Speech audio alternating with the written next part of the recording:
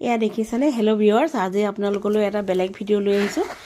আজি আমি আমাৰ পুখুৰীত মাছ ধৰিছোঁ। নিজৰে পুখুৰী হয় বাৰু। হাঁহ কেইটামানো আছে, হাঁহকেইটা একদম দৌৰি ফুৰিছে মাছ ধৰা দেখি।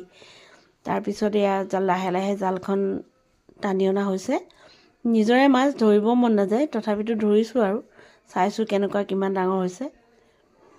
এয়া চেনি পুঠি আৰু কিছুমান মাছ যে বেছি সৰুবোৰ বাৰু আমি এৰি দিছোঁ। আকৌ মাৰি দিয়া হ'ল এয়া জালখন।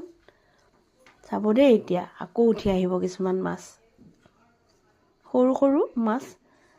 সৰু হ'লেও তাৰে মাজতে দুই এটা ডাঙৰ হৈছে বাৰু। বহুত উঠিছে কিন্তু মাছ, বেছি সৰুবোৰ এৰি দিয়া হৈছে। আৰু যিকেইটা দৰকাৰী এই ডাঙৰৰ পৰা ধৰি ধৰি আমাৰ এয়া এটা বাল্টিত ভৰাই থ'লোঁ। এইকেইটা আজি গধূলি সাজলৈ ধুনীয়াকৈ হৈ যাব। তাৰপিছত আমাৰ ঘৰে পুখুৰীৰ কাষতে থকা এডাল জলফাই, বহুত ধুনীয়া হয় এয়া জলফাইখিনি খাবলৈ, একদম গোটা গোটা, একদম মঙহাল। তাৰে কেইটামান ভাবিলোঁ জলফাইও পাৰি লৈ যাওঁ।